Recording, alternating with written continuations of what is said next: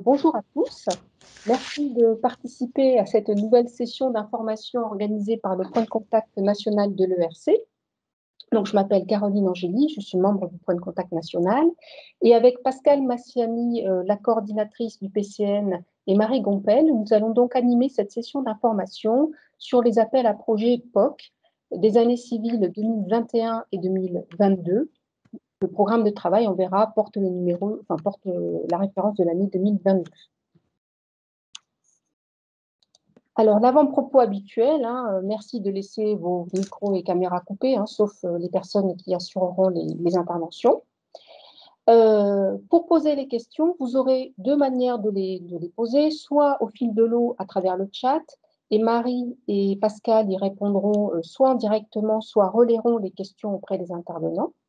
Il y aura également deux sessions de questions-réponses, et à ce moment-là, vous pourrez lever la main pour poser les questions. Je vous proposerai d'activer votre caméra et micro. Le webinaire va être enregistré pour être mis à disposition ultérieurement sur le site d'Horizon Europe du ministère. Alors, le sommaire de notre webinaire d'aujourd'hui. Donc, c'est un webinaire qui va durer à peu près 1h30. Après une brève introduction que je vais assurer, nous passerons à la présentation de l'appel Proof en Concept. Et donc là, j'ai l'immense plaisir d'accueillir Laura Pontigia et donc sa collègue, qui est la coordinatrice du Colpoc, c'est ça, Laura? You will present Joël, oui, elle est dans la call coordination, oui. C'est juste Joël. D'accord. Laura travaille donc au sein de l'agence, et sa collègue travaillent toutes les deux au sein de l'agence de l'ERC, l'agence exécutive de l'ERC. Laura travaille au sein de l'unité support du Conseil européen de la recherche, et elle a particulièrement travaillé à l'évolution du design, du concept, du proof of concept. On verra que dans le cas d'Horizon Europe, l'appel proof of concept a dû évoluer. On passera ensuite à la présentation d'un instrument qui n'est pas un instrument ERC, c'est l'instrument EIC Transition, mais on va voir qu'il a été conçu pour être la suite naturelle de l'appel des projets Proof of Concept. Et donc là, on a la chance d'accueillir Laurent Vol du point de contact national EIC pour faire cette présentation. À l'issue de ces deux séquences, il y aura un premier échange, un premier jeu de questions-réponses autour de cette présentation auquel vous aurez accès. Puis, on abordera les retours d'expérience. Donc, aujourd'hui, nous avons autour de la table pour les retours d'expérience Jérémy Bouillet, qui est chercheur au CIRAD, donc lauréat de l'UniERC et titulaire d'une POC, qui va faire part de son expérience dans ce cadre-là, et Camille Foussal, qui travaille à CNRS Innovation en tant qu'accompagnante de rédaction de projets POC. À l'issue de ces retours d'expérience, il y aura à nouveau une deuxième session de questions-réponses ouvertes. Je terminerai le webinaire avec quelques chiffres et liens utiles. Alors, l'introduction. Donc, l'introduction, c'est la structure d'Horizon Europe 2021-2027. Je pense que vous commencez, certains d'entre vous, à bien connaître ce schéma. Il y a une grande continuité entre Horizon Europe et Horizon 2020. Le pilier 1, où se trouve le RC, est toujours entre guillemets au même endroit. Le RC a un budget de 16 milliards d'euros. Les nouveautés se concentrent un petit peu au niveau du pilier 2, qui regroupent la totalité des projets collaboratifs, multibénéficiaires, objectifs cibles et impact ciblés. Là, donc, globalement, ça réunit les défis sociétaux et les appels à projets sur la compétitivité industrielle se retrouvent au sein du pilier 2. Et la grande nouveauté se situe au niveau du pilier 3, puisqu'il y a une volonté politique de renforcer les actions pour l'innovation, et en particulier avec la création ici du Conseil européen de la recherche, dont l'objet est de permettre à l'Europe de développer de nouveaux secteurs économiques où elle va être leader. Et c'est là où on verra que l'instrument EIC Transition se trouve. Le budget de l'ERC depuis sa création. Donc là, ce sont les budgets annuels attribués, ouverts à l'appel. Donc très classiquement, comme sur les programmes 4 précédents, au fur et à mesure que les années vont passer, les budgets vont augmenter. La grande nouveauté d'Horizon Europe se situe dans le traitement des États associés. Là où les États associés signent une convention avec un budget fixe, aujourd'hui, les États associés vont signer une convention et vont devoir rembourser exactement les sommes qui seront attribuées lors des évaluations. Ça veut dire qu'il n'y aura aucun État associé qui sera bénéficiaire positif dans le cadre d'Horizon 2020. C'est particulièrement important quand on sait qu'aujourd'hui, l'Angleterre a vocation à devenir un État associé, alors qu'ils étaient auparavant un État bénéficiaire au sein d'Horizon 2020. Donc, les 16 milliards d'euros que l'on a vus tout à l'heure sont appelés à augmenter. Je ne sais pas exactement de combien, mais ça va augmenter. Et surtout, on peut espérer qu'on va pouvoir conserver le taux moyen de succès de 12 à 13%. Sur les financements ERC, donc rien ne change, je dirais, on a une grande continuité avec les 3 bourses individuelles, la bourse collective, Synergie. Aujourd'hui, on va se concentrer sur un financement complémentaire particulier, les appels Proof of Concept, mais je profite de l'occasion, puisque a priori, il doit y avoir un certain nombre de lauréats autour de la table virtuelle, pour vous signaler l'existence d'un prix qui récompense les actions de communication, les actions remarquables de communication. Donc, il y a 3 catégories de prix de 10 000 euros chacun, selon que ce sont des actions qui ont été menées avec le grand public, pour le grand public, ou dans une optique de faire des actions d'influence auprès des stakeholders, des parties prenantes ou de journalistes, associations, etc. Donc là, les détails sont dans le programme de travail 2022. La nouveauté de la semaine dernière, c'était la publication des programmes de travail 2022 et du guide du déposant pour les Proof of Concept. L'appel, techniquement, n'est pas encore ouvert, mais c'est la toute première étape, est là. Et donc, je vais pouvoir passer maintenant la parole à Laura et sa collègue pour la présentation de l'appel Proof of Concept. Laura, je vais arrêter ma présentation si je... Allez-y, prenez le contrôle et je vous propose de basculer sur votre présentation. Oui. C'est bien ça. Voilà, vous la voyez? Parfait, merci. Oui. Et c'est déjà un grand format, vous voyez? Oui. Parce que je ne vois rien. Comment est-ce que ça passe? Je ne la vois pas. Ah, d'accord. Oui, c'est vrai, c'est le grand format. Oui, bon. mais je ne la vois pas. Oui. Je ne peux pas la faire. Alors, que... attendez. Ouais, je vais le faire. Oui, ça va comme ça. Je l'ai dans... Alors, bonjour, bonjour à tout le monde. Je suis Laura Pontilla et oui, j'ai déjà été introduite. Pardon? You can proceed the presentation in English. Oui, je vais faire la présentation en anglais. Oui, c'est ça. Je voulais juste vous dire bonjour et après passer à l'anglais parce que oui, comme ma langue de travail, c'est plutôt l'anglais. Okay, so I will just try to give you an idea of how the proof of concept has been changing from the previous framework program, Horizon 2020, and the Horizon Europe now, and the reasons why this has been changed. I've been involved in the creation of the proof of concept from the very beginning, so from the one which was launched in 2011. So I've always been following it in terms of strategy and the evolution. And then Joëlle is here representing the call coordination group, who are they are more working on the implementation. So she will be able also to support me and answer to questions to you which are more related to the practical implementation of the call. So this first slide is a bit complex, but basically what is trying to show is that if we take an idea from the very beginning and then we follow it through its development and then towards commercialization, we have this famous valley of death where nobody really wants to fund it or finance it because it's particularly risky. But of course, some of these ideas will die on the way and some other will be more or less successful.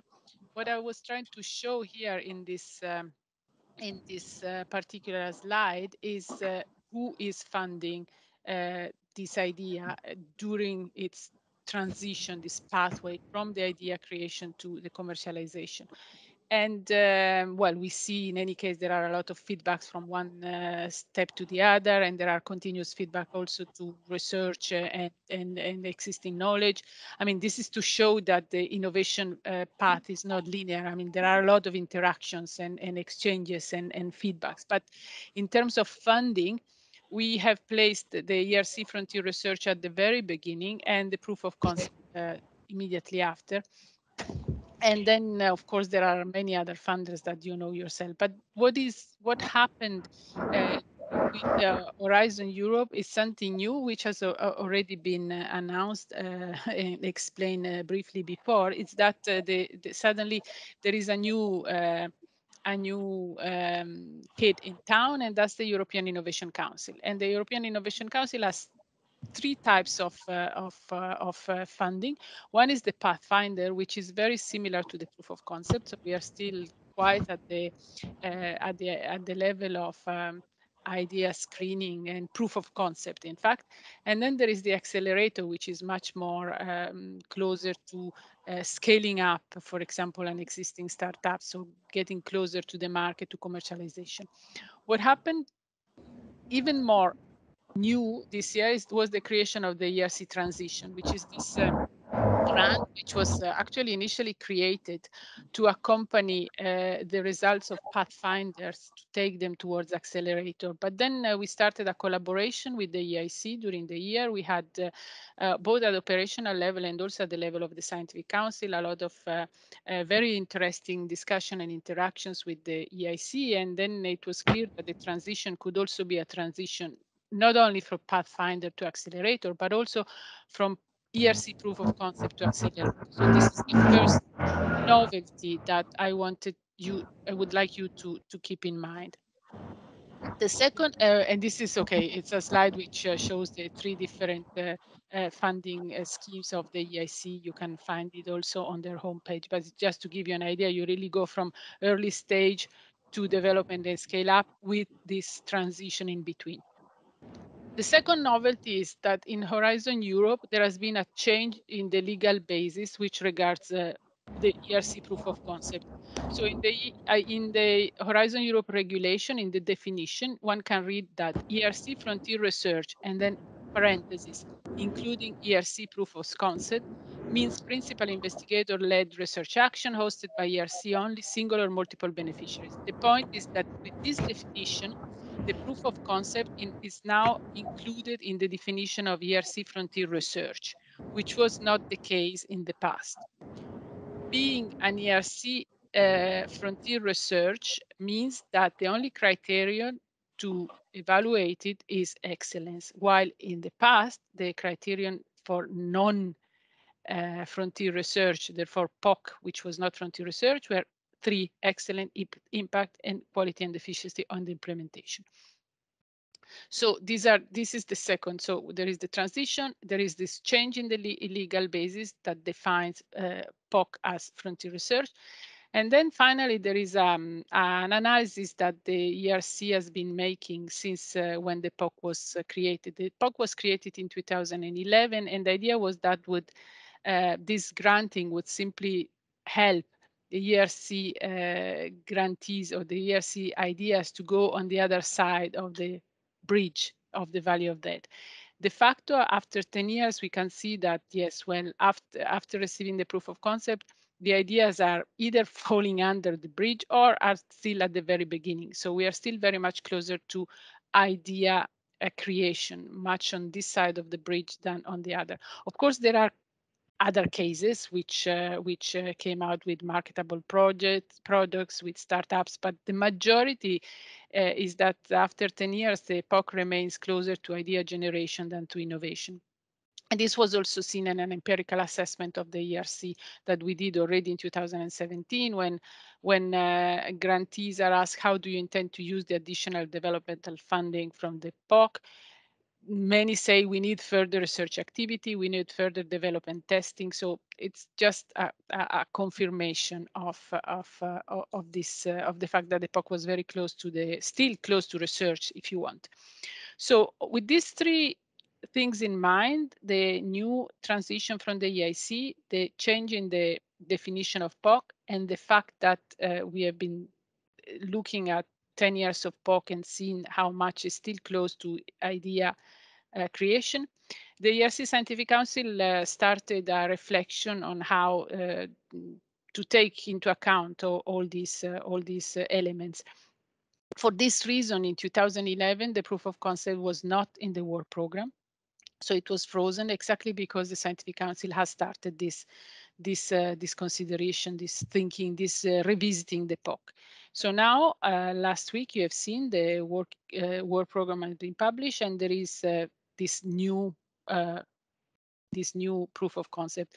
We discussed last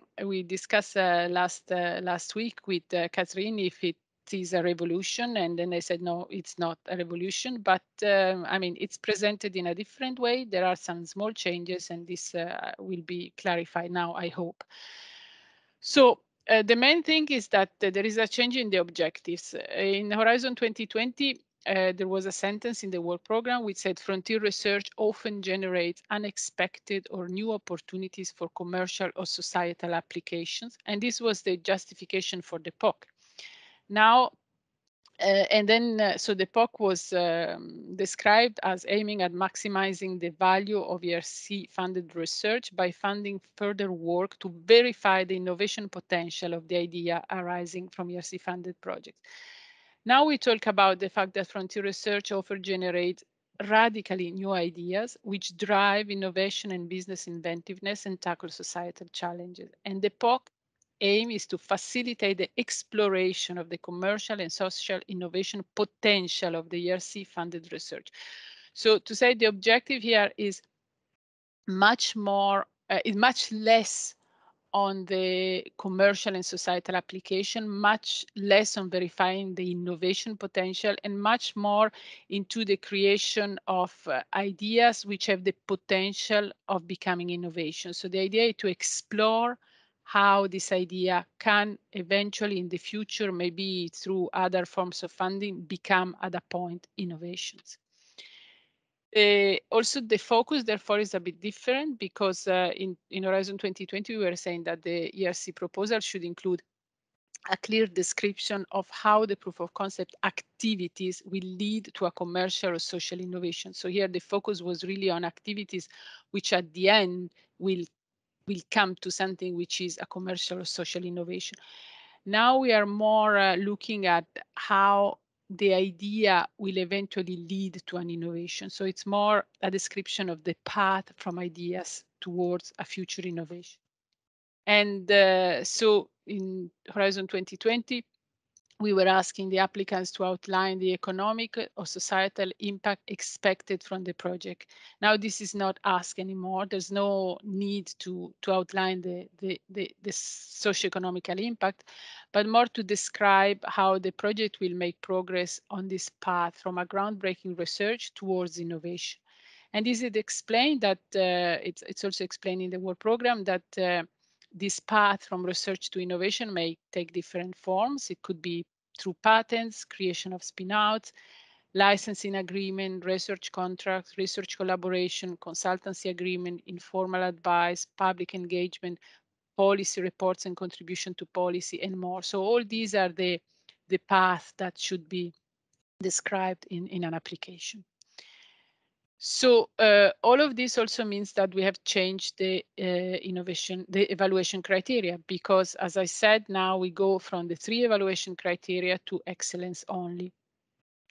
You all know that the starting grants, consolidator grants, advice grants, and synergy grants are evaluated only on the basis of scientific excellence. And this scientific excellence is sort of broken down in the excellence of the research project, which has to be of a groundbreaking nature, and then ambition, have great ambition, but is also to be feasible. So they are looking at the groundbreaking nature and the potential impact of the research projects and the scientific approach, and then also at the excellence of the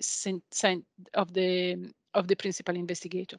While, as you remember, the POC was evaluated in Horizon 2020 as excellence, meaning the innovation potential, the impact, and the quality and efficiency of the implementation. So now we are talking about excellence only. There is a difference here. Excellence only is not, in this case, scientific excellence like for the main grants, but again, we are looking at the excellence of the project. So the breakthrough innovation potential of the idea and the approach and methodology that it's used to describe this path towards innovation. And then also the excellence of the principal investigator, who will have to demonstrate capacity and commitment for the project. So now I will go through the POC evaluation criteria, which have changed. And then I don't know how much in detail we want to go through, but I mean, we are really going from, as I said, we were looking at the innovation potential. So the questions were, does the proposed proof of concept activity help move the output of research towards the initial step of a process leading to a commercial or social innovation? And then the proposal should include plans for an analysis of whether the project expected outcomes are innovative or distinctive compared to existing solution. You will see that the part related to being innovative or distinctive compared to existing solution is still there in the new evaluation criteria, but now we have less emphasis on the activities which will move the output of research toward the needs towards innovation, but we are looking more at how the proposed idea has the potential to drive innovation and business inventiveness. So we are trying to look at the process, as I explained before. And then there is also a focus on the fact that the idea should be high risk, high gain, meaning if it's successful, there will be a breakthrough innovation, but there can still be some risk that some aspects might not work, or some features of the problem require further development, new approaches, and all of this has to be described in the application. The second evaluation criteria now is not impact anymore. As you see, the part in red, they are not there anymore. We will not say that the project to take into proof of concept is expected to generate effect or benefits like a clear impact. And then we are not asking to have an outline of how the commercialization of the generation of the above listed benefits will be achieved. But still, so now there will be an outline of the approach and methodology anyway to explore the innovation potential of the ERC funded research. What is green here is new, and this is important because no, sorry, it's not new. I'm sorry, it's green here because it was still there, but we will see it was in another evaluation criteria. Now it's in approach and methodology, and in the past it was in the evaluation criteria number 3. So are the proposed activities and planning appropriate and effective to explore the pathway from groundbreaking research towards innovation? This is still there. Among the activities that were listed before, you have the same: testing, experimenting, demonstrating and validating the idea, clarifying IPR protection, and in relation with industry partners, societal, cultural organization, and also assessing the potential end user. Also, this was already there. What is new is the part in blue, which is conducted research required to carry out the above activities and to address the weakness uncovered by them.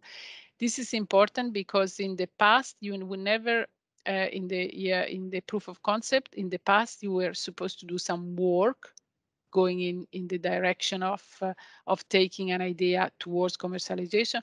Now it's explicitly said that you can conduct research. Clearly, this is not the same type of research as the one in the frontier research main grants. It's another type of research, but it's a form of research which is necessary and required to carry out the activities like to testing, experimenting, demonstrating, validating the idea. You need some research. It's another type of research, and this is now foreseen as a possible activity funded at the proof of concept.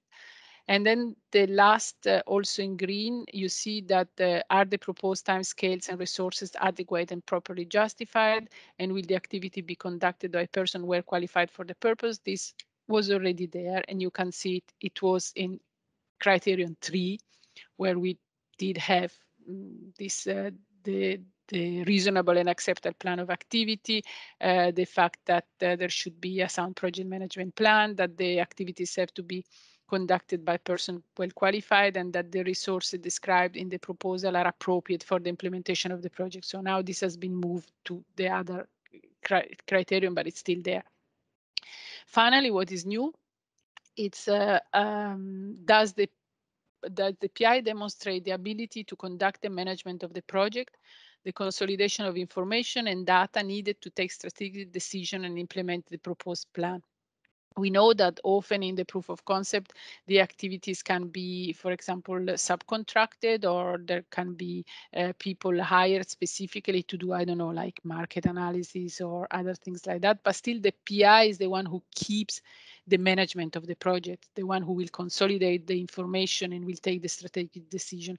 And this capacity has to be proven. So basically what happened, so the POC revision in terms of novelty has, as I said, the objective is to facilitate the exploration of the innovation potential of the ERC funded research. So there is less a focus on achieving economic or social impact as a direct result of the grant. The scope has been enlarged to include further research activities, the one I just described, which are needed to explore the innovation potential. And then the evaluation is based now on the sole criterion of excellence, which is excellence in terms of breakthrough innovation potential, in the approach of the methodology, and in the capacity and the commitment of the principal investigator. Another novelty is that now there will be, it's obligatory to provide a data management plan with 6 months from project start. This was not the case before, but now the proof of concept is a frontier research grant, so it has this requirement too. What has not changed is the grant amount is always 150,000, the lump sum, the length of the proposal, the evaluation procedure remains the same. So we have this again, the same number of evaluators, the same need of pass and in terms of good, very good, good or fail. So in this sense, there are not many changes. And then, as I said before, 2021 POC call was not in the work program 2021. It reappears now in work program 2022 with the same budget. And so, as you see in the work program, so there are this, so now we have what the ERC 2022 POC 1, which is basically replacing the POC 2021, which we didn't have before, and now it goes in one deadline only, and with a budget of 25 million. And then there will be the POC 2, which will be the normal 3 deadlines of POC with the same, again, with the same budget. And I think that's it. Well, you might have questions. I'm happy to reply, but for now, this is it. Thank you, Laura. Thank you very, very much for this work of comparing the proof of concept in Horizon 2020 and in the new proof of concept in Eurozone Europe. Before starting with the question, I will ask I'm going to take the floor with the presentation, my presentation, because I'm going to give the floor to Laurent Voll. He's going to speak a little of the ERC transition, even if you have already present this funding scheme. J'arrive, Laurent. Caroline, il y a des questions pour Laura. Est-ce qu'on attend pour les questions? Oui, on va les poser à la fin. Là. On va faire la présentation de... Hop, ah mince, c'est pas ça que je veux faire. Hop, un instant. OneDrive.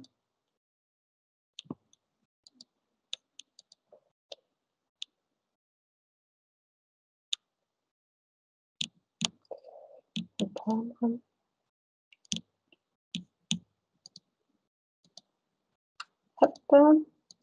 Voilà, Laurent, je te passe la parole et tu me dis quand je change de slide. Merci beaucoup. Bonjour à toutes et à tous. Donc je suis Laurent Vol, nouveau membre du PCN EIC Pathfinder et Transition.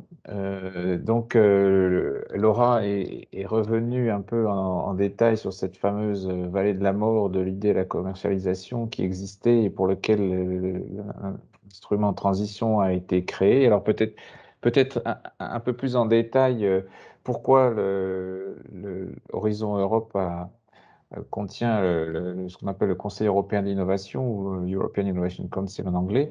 Mais il s'agit d'accompagner les technologies disruptives et innovantes qui créeront les licornes européennes de demain, in fine. Dans un premier temps, je dirais, ouvrir des nouveaux marchés à l'international pour des PME. Alors, cette continuité démarre depuis l'idée, depuis le TRL le plus bas et va jusqu'au TRL le plus haut. Donc, la première, on va dire, le premier étage de la fusée est représenté par le Pathfinder. Donc, le Pathfinder remplace peu ou prou ce que peut-être certains d'entre vous ont connu sous l'appellation de FET ou Future Emerging Technologies. Donc, on est plus sur de la recherche fondamentale. Ensuite,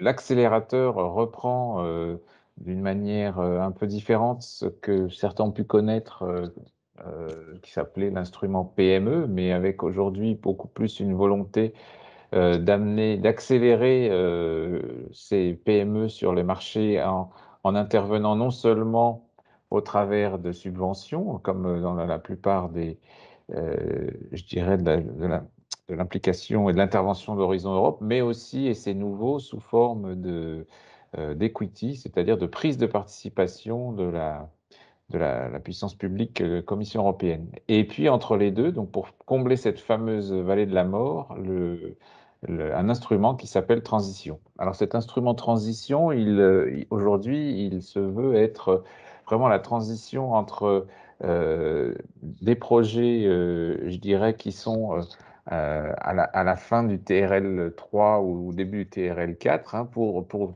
donner les moyens de transformer la recherche en innovation.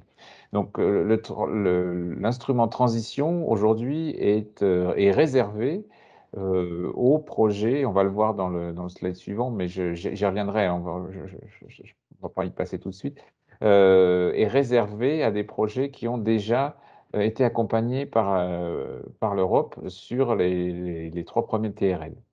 Alors, dans le programme EIC se caractérise par la chose suivante, c'est qu'on a à peu près, je dirais, la moitié du budget qui est consacré à ce qu'on appelle des appels open, c'est-à-dire avec des thématiques ouvertes, ou des appels blancs, on peut dire.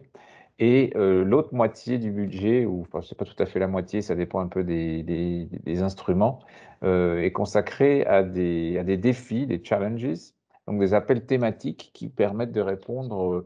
Alors c'est à la fois, je dirais, des grandes thématiques sociétales et des thématiques pour lesquelles il y a, je dirais, un potentiel pour des entités européennes et notamment in fine, au départ plutôt des laboratoires de recherche et in fine des PME pour transformer cette innovation de rupture en succès commercial. Donc pour ce qui concerne le transition, donc aujourd'hui on a un appel qui est ouvert. Enfin 3 appels à vrai dire, si on parle en termes de ligne d'appel à projet, ligne de call. Un premier call qui est le transition open, et j'y reviendrai, et 2 autres calls, un par challenge, sachant que les 2 challenges qui sont ouverts en 2021, le premier concerne les technologies et dispositifs médicaux, depuis le labo jusqu'au patient, et le deuxième concerne les systèmes de collecte et de stockage d'énergie. Alors peut-être on peut passer au slide suivant, s'il te plaît, merci.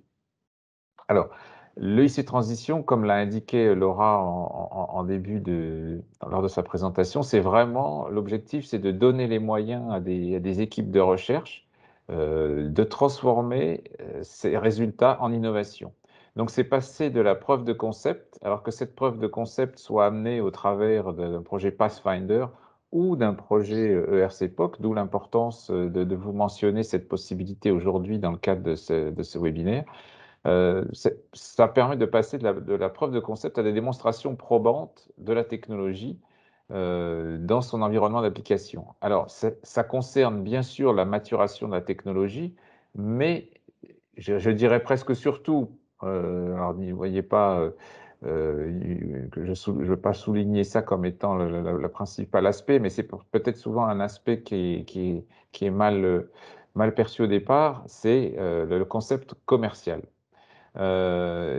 Donc, au cours des travaux d'un projet de transition, on aura bien sûr des activités de validation de développement technologique, mais on aura aussi des études de marché, de l'analyse de rentabilité, des perspectives d'évolution, d'utilisation, je dirais, de stratégies d'utilisation et de déploiement de la propriété industrielle, des études de compétitivité, etc.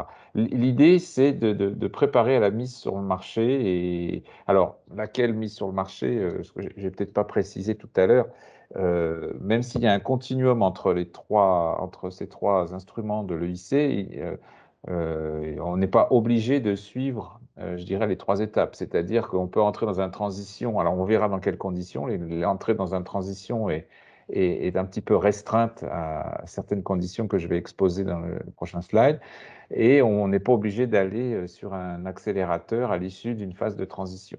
De même qu'on n'est pas obligé d'avoir suivi ces deux phases pour entrer dans un accélérateur, mais ça, c'est un autre sujet. Donc voilà, ce qu'il faut retenir, c'est qu'on est vraiment sur de la maturation technologique et de la maturation, si je puis dire, commerciale. Market readiness, comme on dit en anglais. Alors, peut-être slide suivant. Voilà, donc aujourd'hui, ce qu'il faut savoir, c'est que alors là, on est sur un webinaire ERC-POC, donc j'imagine que vous êtes plutôt intéressé pour déposer un projet à ce call. Donc le call transition qui est ouvert aujourd'hui et jusqu'au 22 septembre ne vous intéressera certainement peut-être pas a priori, oui. Voilà, de prime abord. Mais ce qu'il faut savoir, c'est qu'il y a des critères d'éligibilité qui sont valable pour 2021 et certainement qui risque de perdurer. Il y a deux critères essentiels. Le premier critère, c'est d'avoir déjà obtenu un projet européen. Alors, c'est l'ensemble des anciens FET, Open, mais aussi le RC-POC. Donc, sachez qu'aujourd'hui, quand vous allez déposer pour un projet ERC-POC, vous avez tout intérêt à avoir à l'esprit.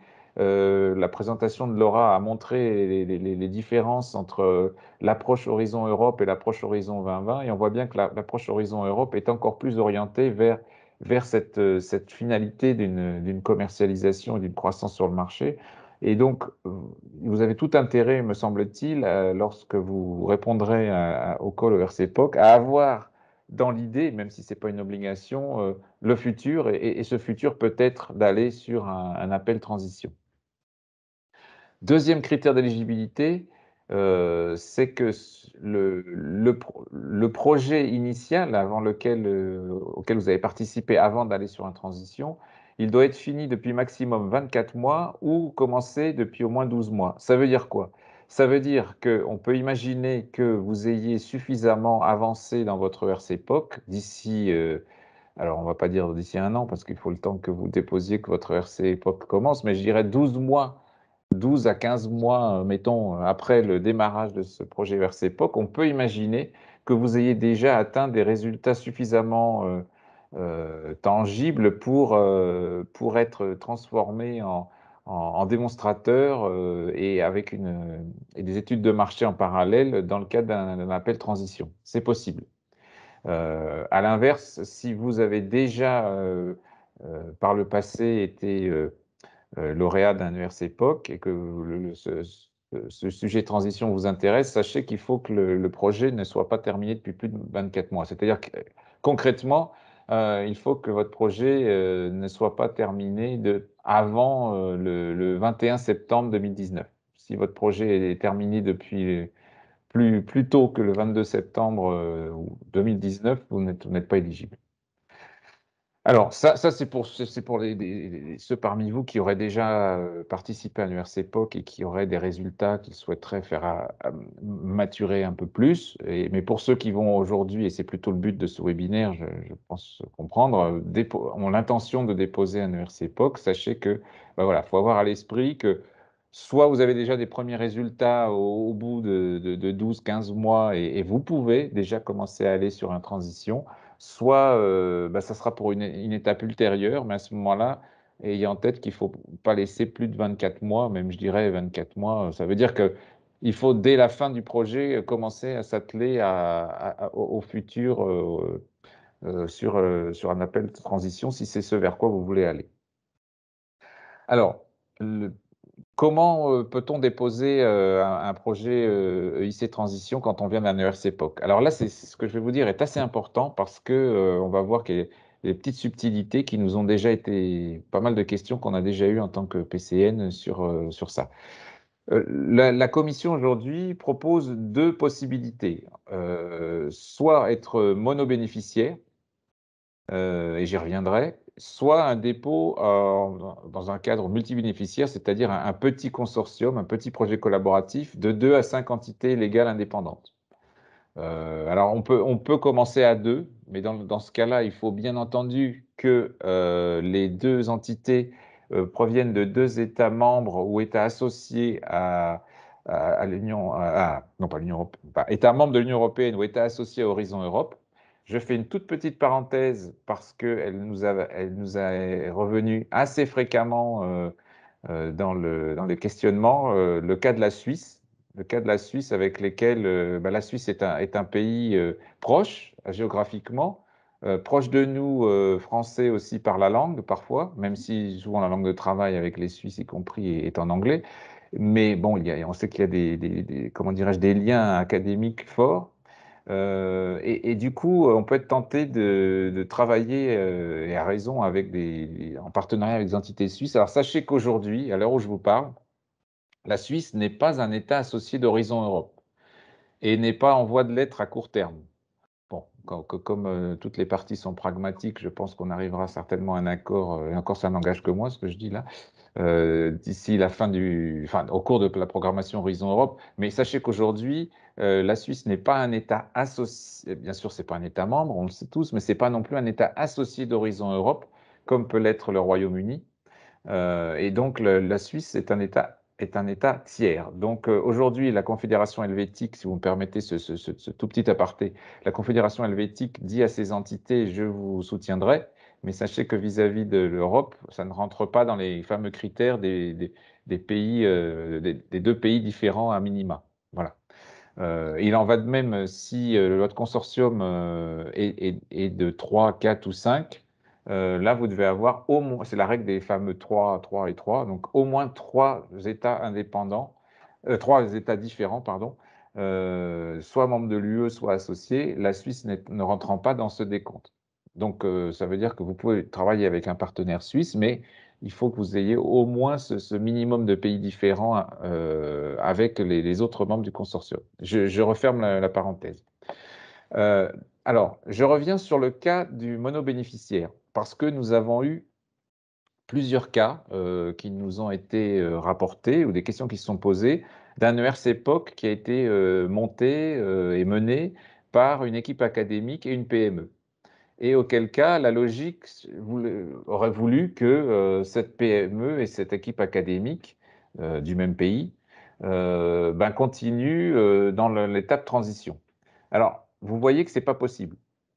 C'est-à-dire qu'un partenariat entre une PME et une équipe académique ne rentre ni dans le critère monobénéficiaire, a fortiori, ni dans le critère multibénéficiaire, puisqu'on parle de consortium de pays différents.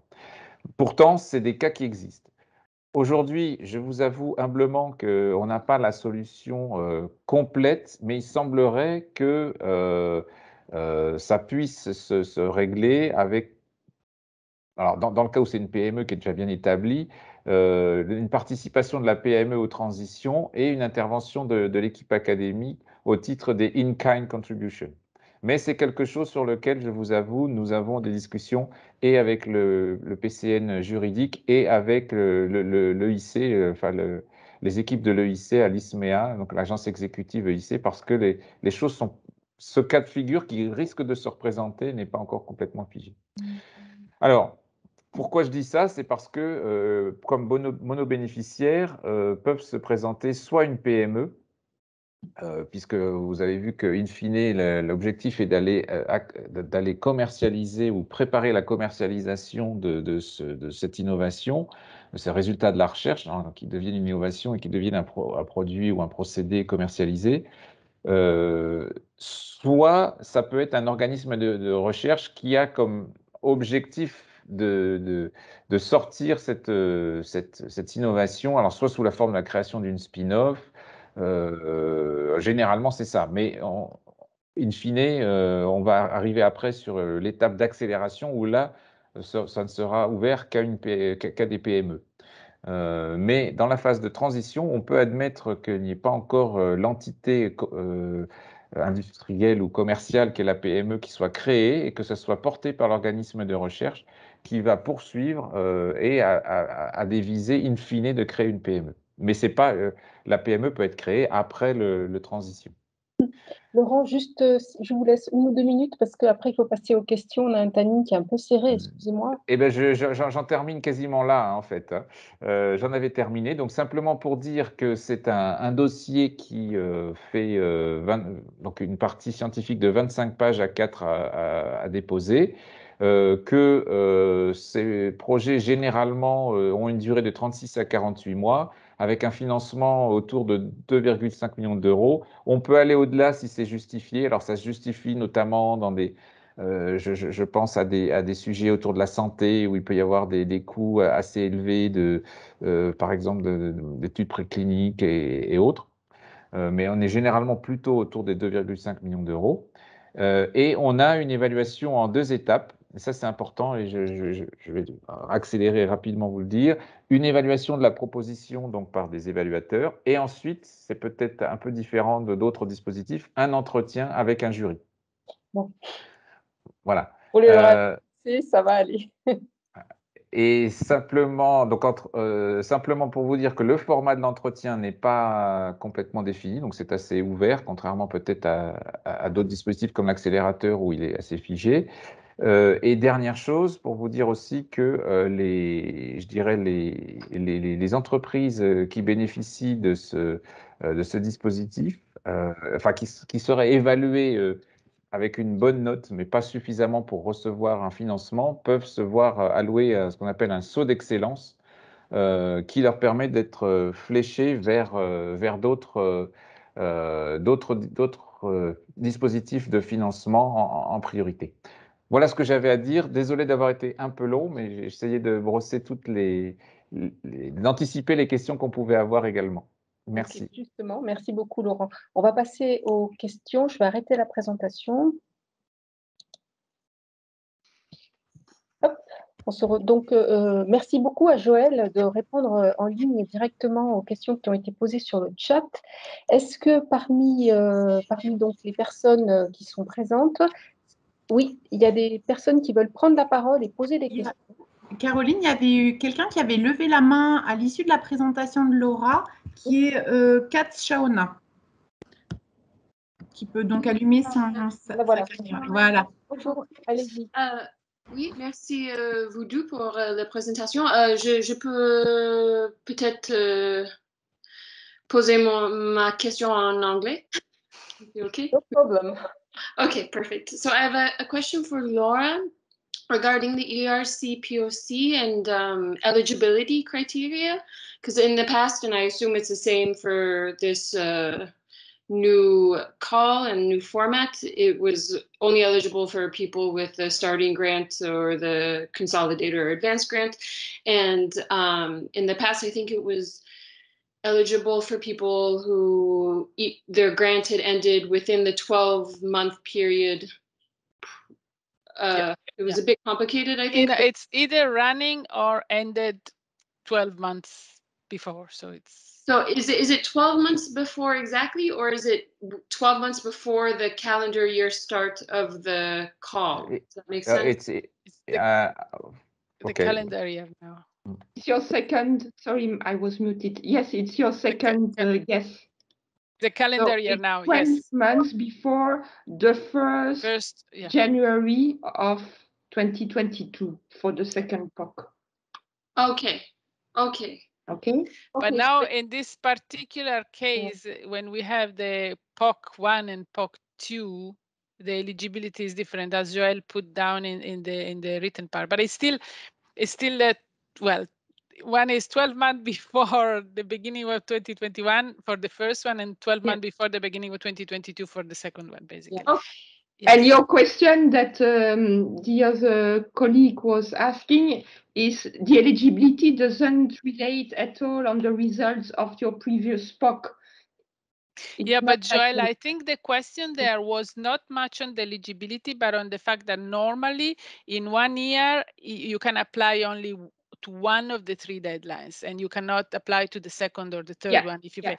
Well, in this case, the question is for the they are 2 separate calls. They are 2 separate calls, exactly. So this the first call has only one single deadline, so you can only apply once. Vous ne pouvez soumettre une fois au premier call.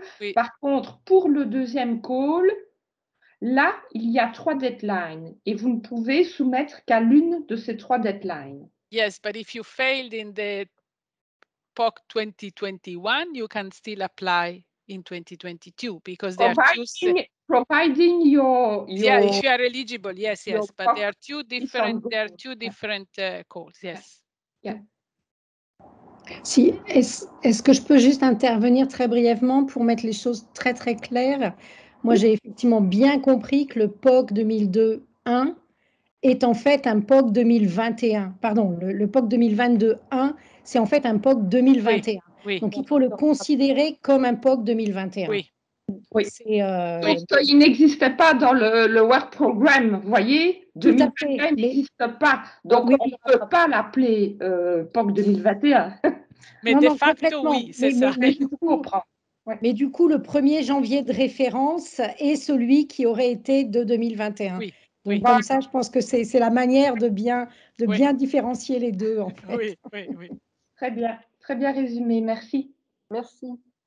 Est-ce qu'il y a d'autres questions, Marie, sur le chat auxquelles on n'aurait pas répondu? Non, je crois que les questions posées ont trouvé des réponses grâce à Joël. Merci beaucoup. Et on va avoir une FAQ clé en main à mettre en ligne après l'événement.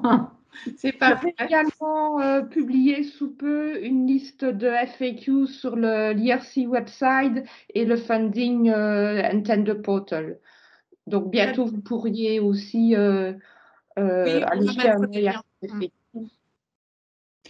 Donc là, pour cette première phase, c'est terminé, Caroline. OK. Alors, est-ce qu'il y a des personnes qui souhaitent lever la main pour poser des questions directement à nos intervenants?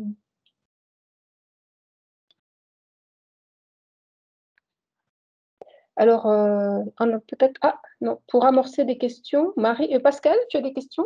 Moi, j'ai éventuellement une question, mais qui ne concerne pas l'époque, mais qui concerne une question de deadline. Je ne sais pas, Laura et Joël, est-ce que vous serez en mesure de répondre? Ça concerne la superposition du Synergie 2022 et de l'Advance 2021.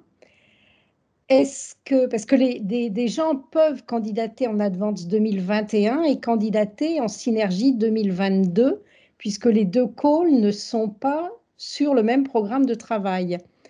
Mais on risque de se retrouver avec des gens qui ont candidaté sur le Synergie 2022, qui seront peut-être lauréats et qui auront aussi candidaté sur l'Advance 2021 et qui seront lauréats. Savez-vous ce qu'il se passera? Ou est-ce que c'est absolument des calls qui ne sont pas du tout les vôtres et vous n'êtes pas en mesure de répondre? Voilà, je profitais de votre présence pour vous poser cette question-là, que l'on a eue à plusieurs occasions. C'est vrai, ce n'est pas ma call, en tout cas, je n'ai pas de call. C'est plutôt pour Joël, mais je pense qu'en tout cas, il faudra on peut postuler, mais pour finir, on doit choisir. Si on ne peut pas avoir les deux. Oui, ça c'est certain.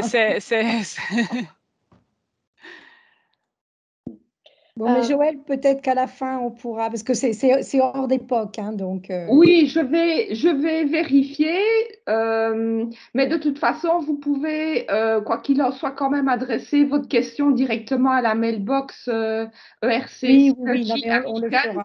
Et là, vous aurez une confirmation par écrit. Oui.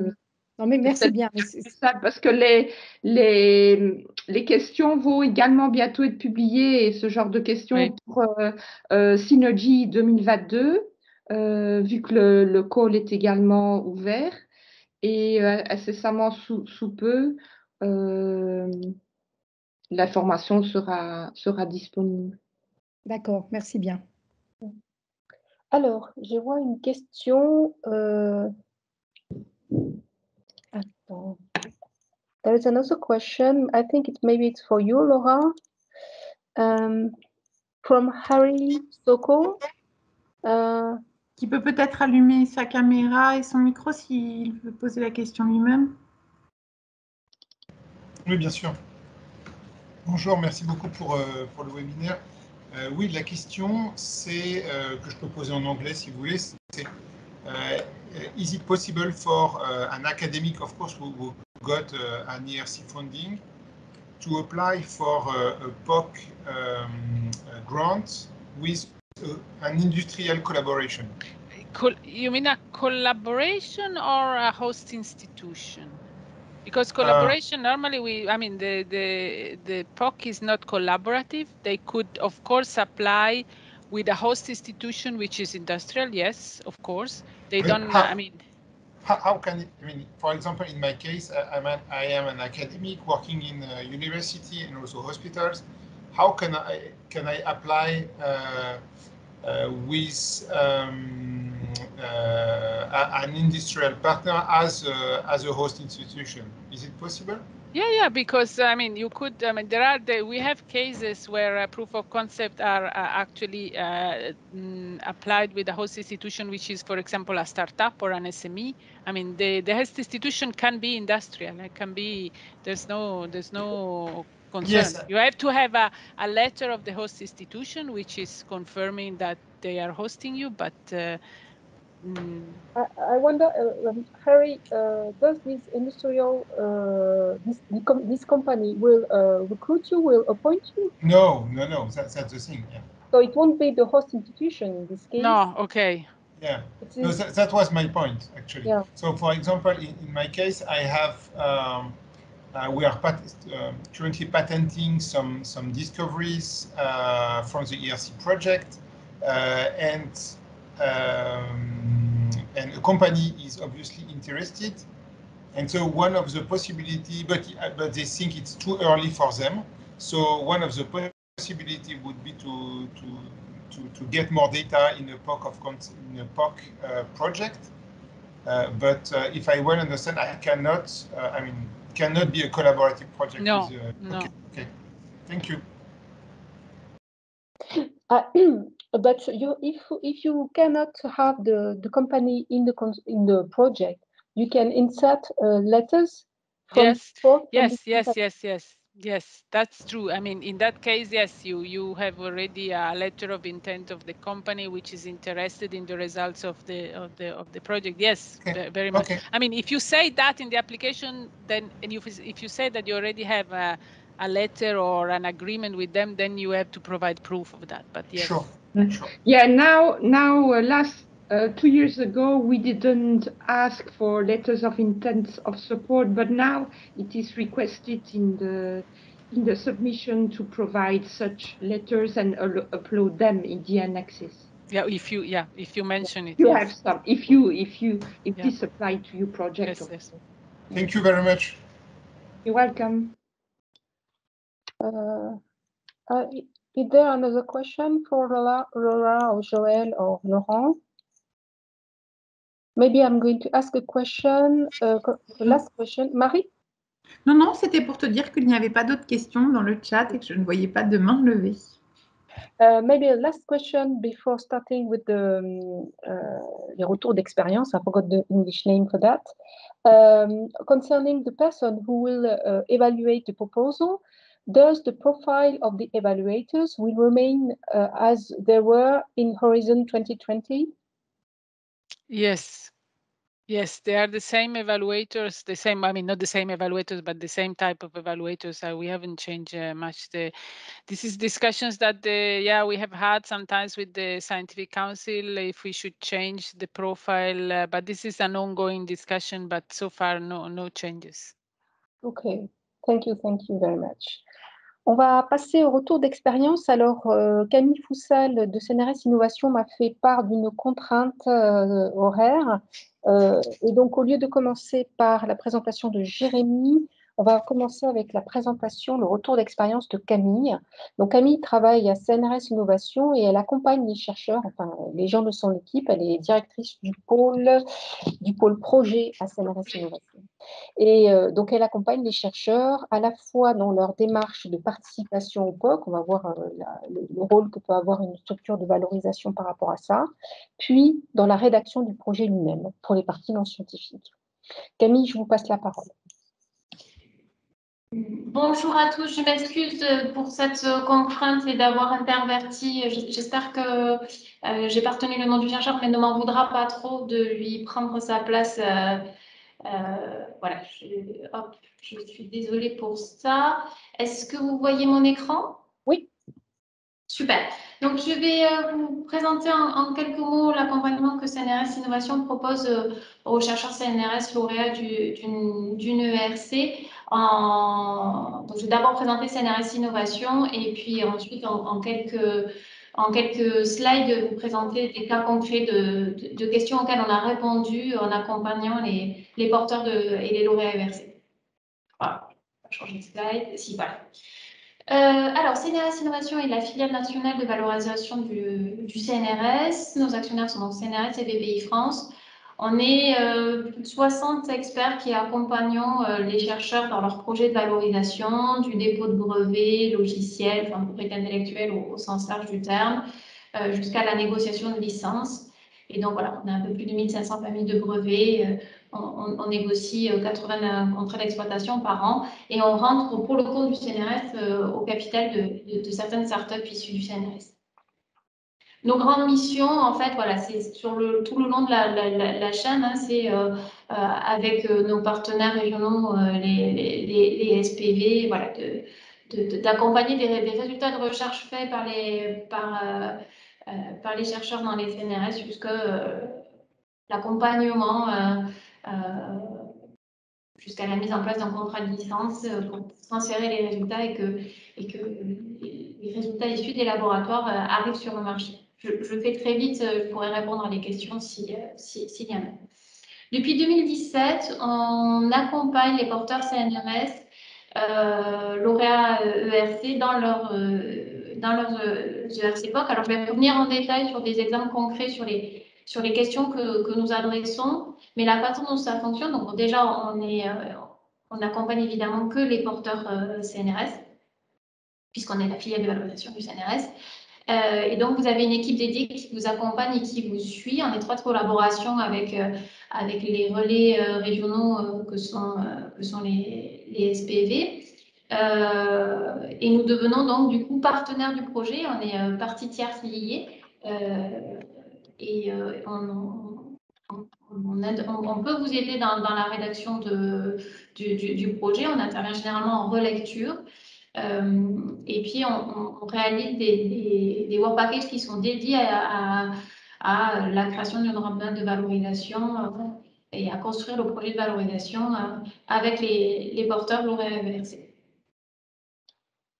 Quelques chiffres clés, voilà, on a déposé entre une dizaine et une quinzaine de projets par an. On a commencé en 2017, mais il n'y avait qu'un projet, donc c'est pour ça qu'on compte vraiment qu'à partir de 2018. Et voilà le taux de succès des lauréats, enfin des projets que l'on porte.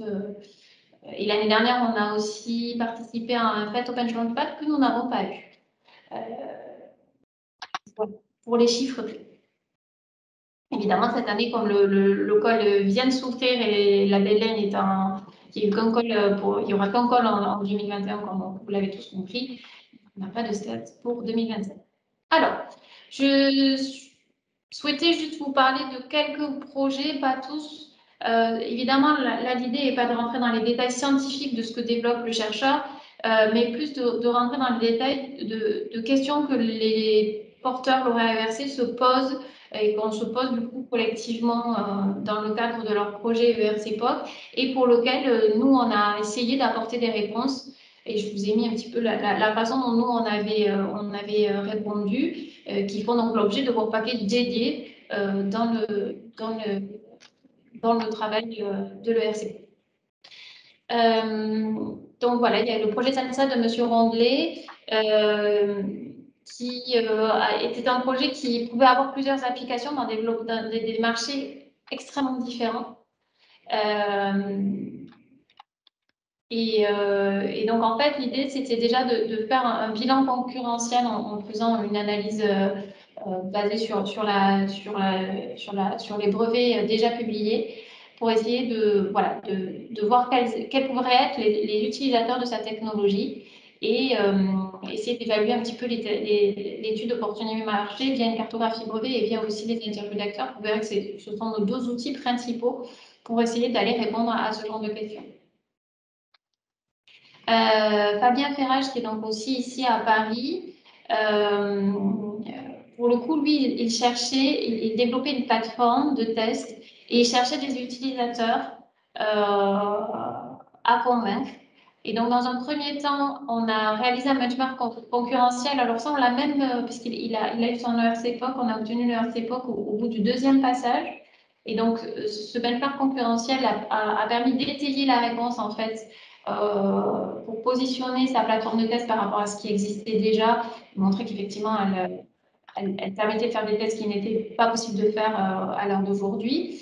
Et puis ensuite, on a cherché des utilisateurs, donc via les brevets déjà publiés, puis aussi avec des recherches, on a fait feu de tout bois pour identifier en fait des end users potentiels qui pourraient venir tester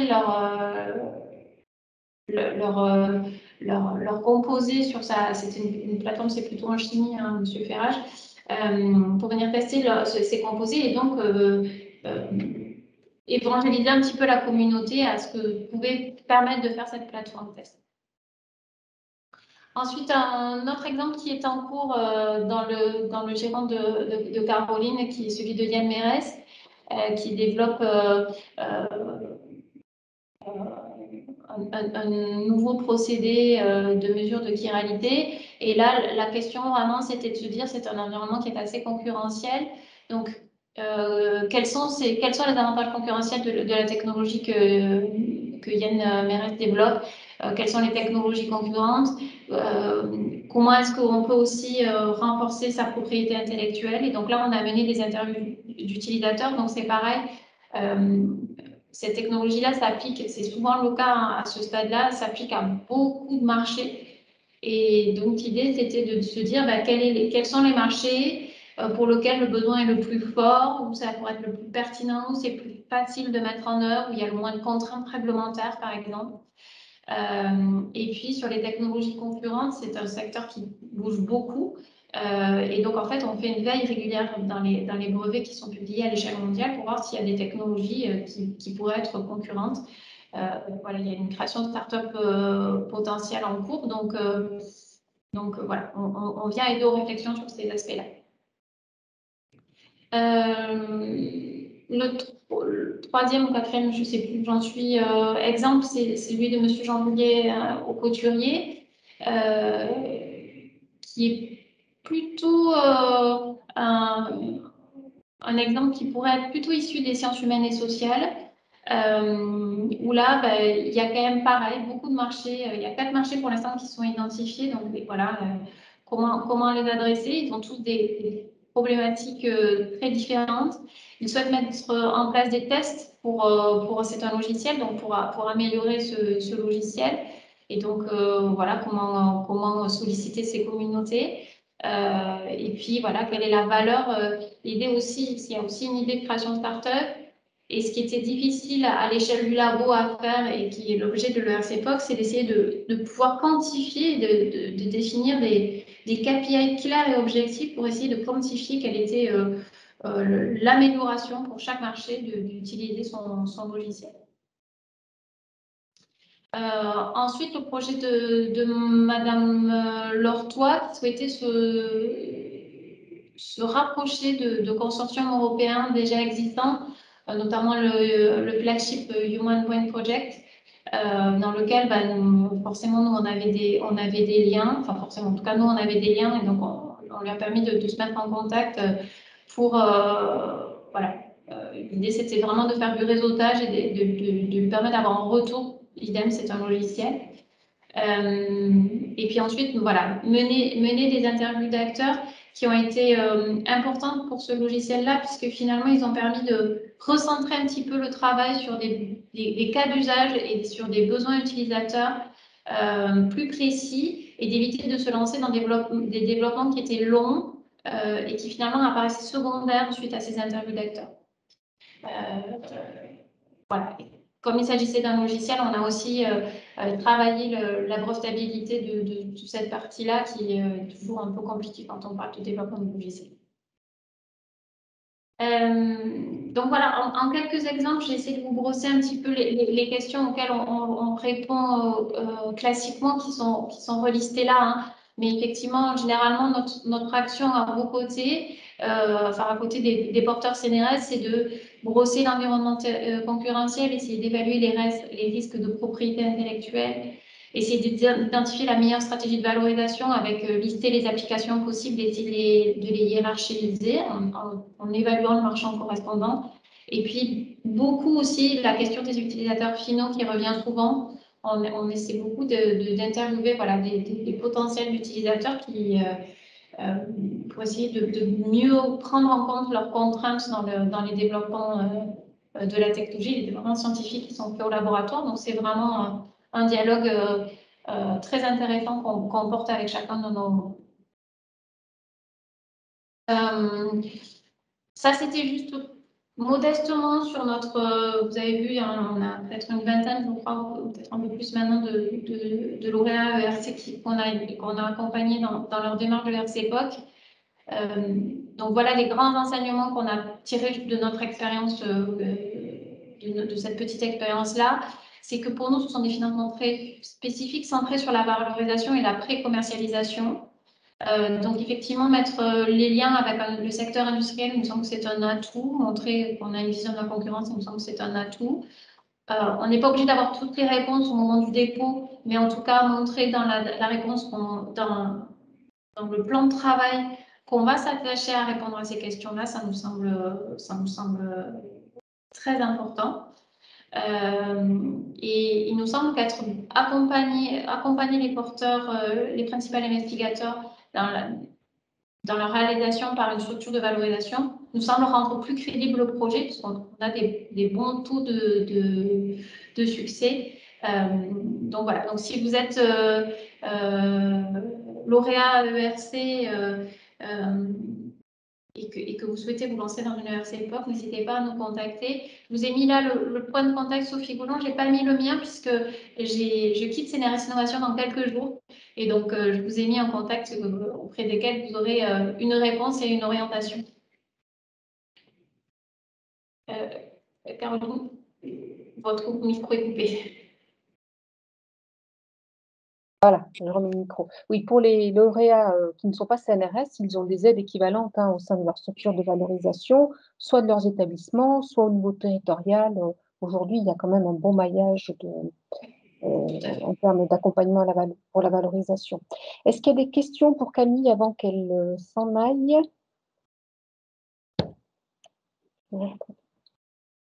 Oui, il y en a une visiblement. Christiane Dachernadel. Christiane, vous voulez ouvrir votre caméra? Oui. Oui, bonjour. En fait, pendant la présentation de ma collègue, je voulais juste aussi souligner que pour les chercheurs, pour les lauréats INSERM, INSERM Transfer accompagne également les projets ERC POC avec une équipe dédiée. Donc, c'est normalement un business developer avec un expert propriété intellectuelle et moi, normalement, avec une expertise plutôt montage de projets européens. Donc, côté interne, les chercheurs sont bien accompagnés également. Et je ne sais pas si vous pouvez ajouter les contacts des autres organismes pour... parce que là, je suppose que dans la présentation, il n'y a que le contact CNRS, donc les personnes, les chercheurs et lauréats internes, par exemple. Donc, s'il y a des personnes qui souhaitent qu'on rajoute leur contact, soit qu'elles envoient un mail à PCN-recherche ou alors qu'elles le mettent dans le chat, parce que le chat va être enregistré. D'accord. Et moi, j'ai juste une question rapide. Pascal, tu voulais dire? Peut-être pour information, on va essayer, on est en train de finir de constituer le site web Horizon Europe sur lequel on va essayer de mettre toutes ces informations de manière les plus accessibles possible. Donc, vous devriez être en mesure, à partir de septembre, de trouver ce type d'informations. Et si vous avez des besoins, de nous les faire remonter pour qu'on complète le site web et qu'il soit utile pour tout le monde. Merci, Pascal. Donc, juste avant de passer la parole à Jérémy, a quick question for Laura. With this presentation, with this lady, we saw that in the POC Horizon Europe, in the project, there were very often market study, things very close to the market. Do you deem that we can still have this kind of activity in the POC Horizon Europe? Yeah, because the list of activities that are listed also in the work program, they are not very different. But one thing that I was like considering now when I was seeing the slides of Camille, the part on the impact, which she correctly said it was very important in the evaluation of the project. Now it's not anymore. So that part has, well, of course, changed. But otherwise, yes, all the other activities, I mean, we even listed clearly all the possible ways to accompany the idea from the lab towards the innovation. So yes, they are still there. Ok, merci. Jérémy, désolé pour le retard, je ne vous ai pas perdu. Pas de problème. Merci. Si vous avez des slides, je vous invite à les partager. Oui. On fait passer la parole. Pendant ce temps-là, je vous présente. Donc, Jérémy est chercheur au CIRAD, Jérémy Bouillet, le Centre de coopération internationale en recherche agronomique pour le développement. Donc, vous avez obtenu une bourse Consolidator Grant en 2015 pour un projet qui s'appelait Revolink sur la transmission de biocides et d'agents pathogènes avec des vecteurs d'insectes. Et en 2020, vous avez obtenu un projet POC. Donc, vous allez nous présenter le projet ERC, le projet POC et l'état de vos réflexions pendant la réalisation du projet POC. Je vous passe la parole. Merci Caroline. Vous voyez mon écran? Oui, parfait. Super. Donc oui, je vais vous présenter donc, le POC en fait, que j'ai soumis et donc, qui est en cours suite à un projet principal qui s'appelait Revolink et dont le but était donc d'essayer de commercialiser un système de lâcher automatique de moustiques stériles par drone. Et donc le projet principal, en fait, il a pour idée de développer des méthodes alternatives de lutte contre des insectes très importants à la fois sur le plan médical, donc notamment les moustiques vecteurs de la dengue par exemple, comme le moustique tigre en France, des insectes ravageurs pour l'agriculture comme les mouches des fruits, et l'espèce cible que j'avais choisie c'était Ceratitis capitata, la mouche des fruits méditerranéenne, et des espèces donc, qui transmettent la trypanosomose humaine et animale en Afrique, donc des espèces de mouches tsetse. Et l'idée de ce projet principal, donc, c'était de renforcer la technique de l'insecte stérile, qui est décrite ici à gauche, c'est-à-dire qu'on lâche des mâles qui sont irradiés et qui transmettent du sperme contenant plein de mutations aléatoires. Et quand ils s'accouplent avec les femelles vont pondre des œufs qui ne peuvent pas se développer. Et donc, on va stériliser les femelles et bloquer la génération suivante. Et dans le cadre de mon projet principal, l'idée était de mettre un biocide sur les mâles stériles qu'on lâche, de manière à ce qu'en plus du transfert de sperme stérile, on puisse avoir un transfert de biocide qui permettent de toucher la progéniture de ces femelles, mais aussi des femelles qui n'auraient pas rencontré de mâle stérile. Et ça pourrait augmenter l'effet de la technique de l'insecte stérile entre 10 et 100 fois, selon les modèles. Et dans le cadre de ce projet, il y a une petite partie qui est apparue intéressante à développer. Je voulais jusqu'au marché à la base, mais je vais vous expliquer que ce n'est pas si simple que ça. C'est qu'on a breveté une machine de lâcher automatique, qui a d'abord été validée sur un énorme drone au Brésil, là, que vous voyez en haut, qui pesait 12 kilos, et où à chaque fois qu'il volait, j'avais peur s'il tombait qu'il écrase un enfant. Et maintenant, on a un tout petit drone que vous voyez en dessous, là, c'est une image prise à La Réunion récemment, et qui pèse moins de 1 kg. Et donc, l'idée de ce POC était de réussir à aboutir à un système finalisé, testé sur le terrain, et de le commercialiser. Et donc, on avait 3 grandes parties. Premièrement, la mise en place d'une collaboration avec une compagnie privée. Deuxièmement, valider l'ensemble drone plus machine à l'île de la Réunion, en France métropolitaine et en Espagne. Et enfin, développer une stratégie de commercialisation. Donc, pour le développement de la machine et la collaboration avec l'entreprise, on a travaillé avec une start-up espagnole qui s'appelle Mapa Technologies. Ça s'est très bien passé. On a une machine qui marche très bien au laboratoire et qu'on a commencé à tester sur le terrain. Je dirais que ça, c'était la partie technique, donc la plus facile, et puis celle où, en fait, moi, en tant qu'entomologiste, j'ai un savoir-faire, et pour le reste, j'ai découvert qu'il y a beaucoup de choses qui m'échappaient, et que dans le planning de mes activités POC, j'ai peut-être été un peu, optimiste, et du coup, j'étais très content de voir la présentation là sur les EIC Transition, parce que je pense qu'ils vont pouvoir aider pas mal de porteurs de POC à prolonger leurs idées. Donc, par exemple, rien que pour vous donner un exemple, pour faire un essai de ce drone et de cette machine à un endroit, il vous faut au minimum 4 permis en France. Donc, à La Réunion, par exemple, il faut le permis de la mairie de l'endroit où vous allez lâcher. Et comme moi, je lâchais des mâles stériles recouverts de biocides, il m'a fallu un permis de l'ANSES pour une utilisation expérimentale de biocides. Et ça, c'est un permis vraiment lourd que vous obtenez après avoir fait une analyse de risque indépendante par un bureau d'études. Et enfin, il me fallait l'accord pour lâcher par drone. Et j'en ai oublié un dans les 4 là. C'est l'accord de lâcher les mâles stériles par le CODERST, qui est ici, qui a été géré par l'ARS Océan Indien. Et donc, il fallait 4 permis pour pouvoir faire des lâchers. Et ça peut prendre en soi plus d'1 an, alors qu'un POC, ça dure 1 an. Donc, je vous aviserai de bien regarder quand vous déposez un POC, qu'est-ce que vous allez avoir besoin d'avoir comme permis. Heureusement, moi, j'avais bien avancé sur le projet ERC principal et le Covid a fait que mon projet POC a été un peu retardé. Sinon, rien qu'à cause de ça, j'aurais pas pu faire mes essais. Et en Espagne, je pourrais pas, par exemple, parce qu'il y a un des permis qu'il n'est pas possible d'avoir pour le drone. Donc ça, c'est par exemple une des difficultés que j'ai rencontrées.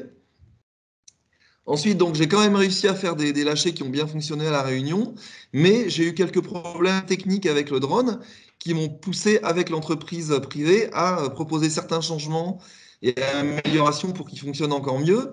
Et le problème, c'est que si vous voulez aller vers une commercialisation, il vous faut un système complètement finalisé et que vous allez pouvoir produire, disons, en série. Et si vous décidez à chaque fois que vous avez une petite amélioration de la prendre en compte, eh ben, ça ne peut pas tenir dans la durée d'un POC qui dure 18 mois.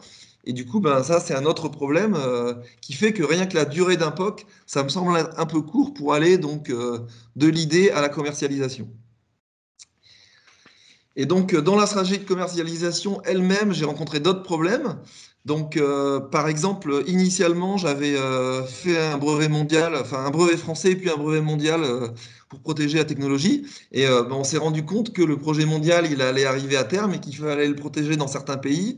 Et on s'est demandé quels pays vont essayer de mettre en place des technologies concurrentes, etc. Donc ça a été un gros travail.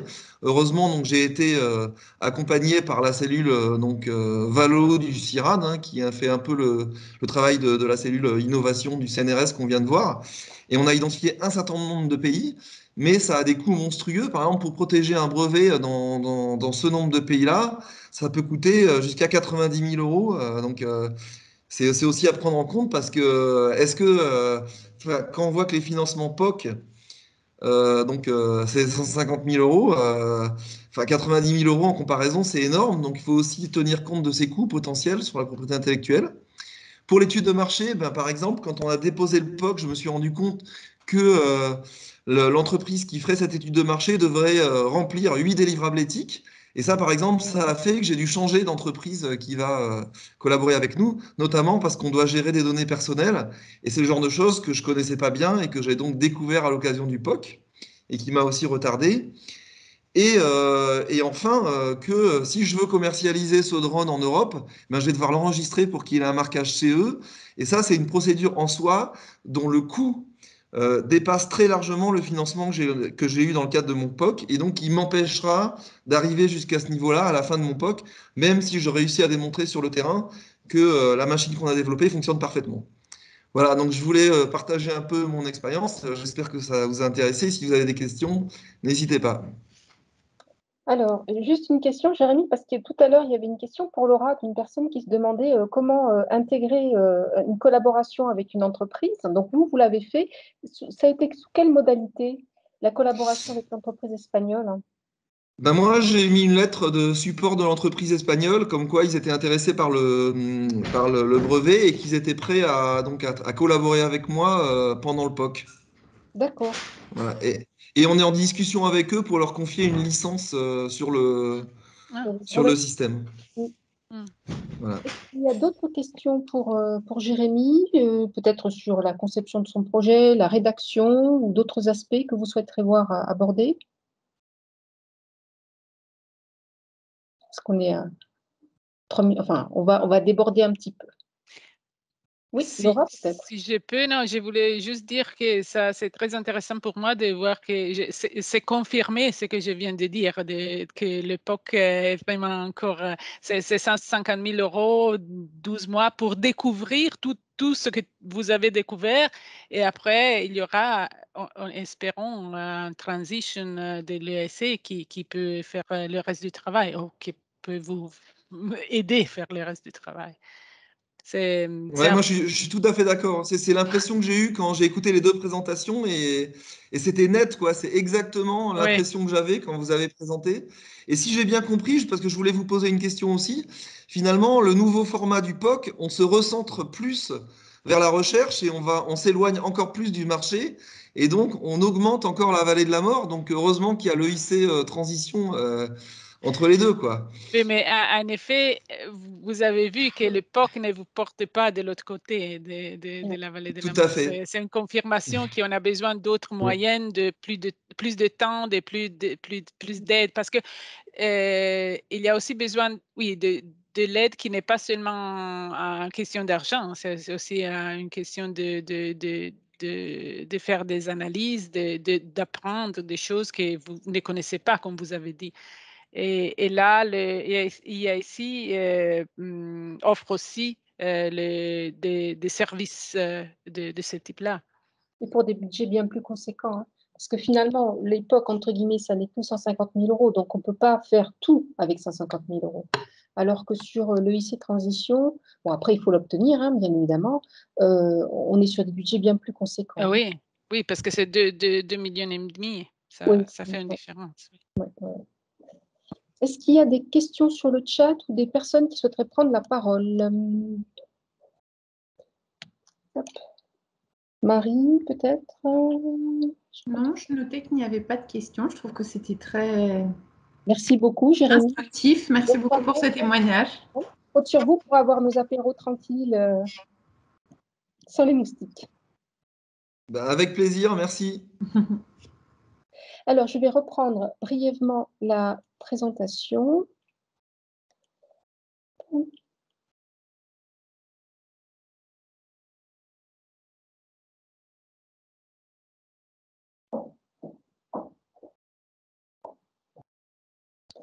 Alors, je voudrais reprendre, voilà.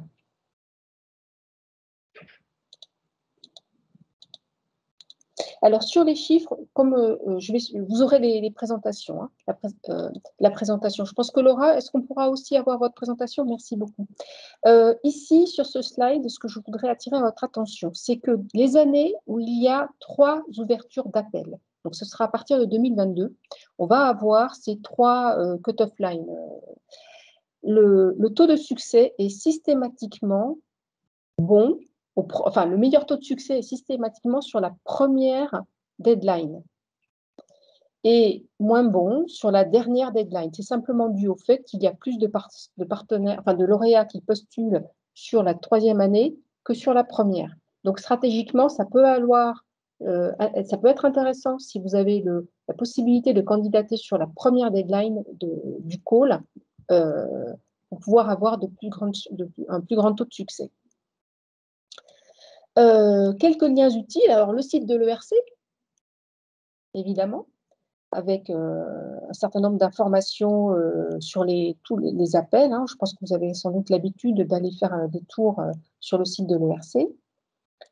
Un certain nombre de liens utiles ici. Donc là, ce sont des liens qui sont issus soit du Participant Portal, soit des liens qui sont issus du site web de l'ERC. Et surtout, je voudrais vous signaler donc les prochaines sessions, les prochains webinaires d'information du PCN. Donc demain matin, entre 10h et 11h, il y aura un PCN, cette fois-ci ce sera ma collègue Marie Gompel qui sera aux manettes, pour un échange de questions-réponses autour des appels Synergy Grants 2022. Et d'ores et déjà, sur le site du ministère, vous avez, et ça c'est ouvert à tous, hein, pas besoin d'être inscrit pour demain, vous avez un PowerPoint de présentation de l'appel Synergie commenté en direct, enfin commenté en parallèle. Une autre info, donc pour les gens qui candidateraient au prochain appel POC et qui souhaiteraient poser des questions directement à l'ERC, il y a un webinaire de questions-réponses organisé le 6 septembre 2021, c'est le matin à 11h. Et ça, c'est très intéressant pour pouvoir poser vos questions en direct à l'ERC. Bien évidemment, les questions peuvent aussi nous être adressées avant, si jamais vous avez des questions, on peut prendre toutes questions.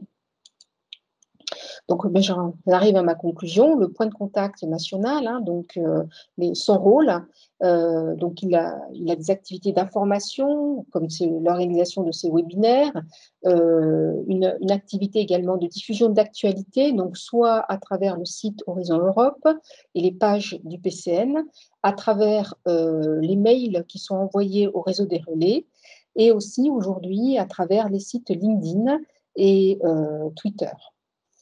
On a également une fonction de réponse à toute question, à la fois par téléphone et par mail. Et là, vous avez le lien pour l'adresse email. Et donc, je vous ai indiqué ici le site web du Horizon Europe créé par le ministère qui regroupe toutes les informations sur tous les appels à projets d'Horizon Europe, dont les appels ERC. Et enfin, je conclurai ces webinaires avec la présentation complète, enfin presque complète, de l'équipe du PCN ERC, puisque nous avons une vacancière, Rosa Bernal Carrera, qui est en vacances actuellement, mais sinon, nous avons ici la composition de l'équipe avec Pascal, la coordinatrice, Marie et moi-même. Voilà, je voulais remercier toutes les personnes qui ont assisté à ce webinaire. Mille merci aux intervenants. Merci Laura, merci Jérémy, merci Laurent, même s'il est parti, et merci Camille. Donc, on reste en contact hein, pour toutes vos candidatures. Nous sommes toujours à votre disposition pour soit répondre à vos questions hein, par mail ou alors, si en cas de besoin, échanger avec vous au téléphone. Merci beaucoup. Au revoir à tous.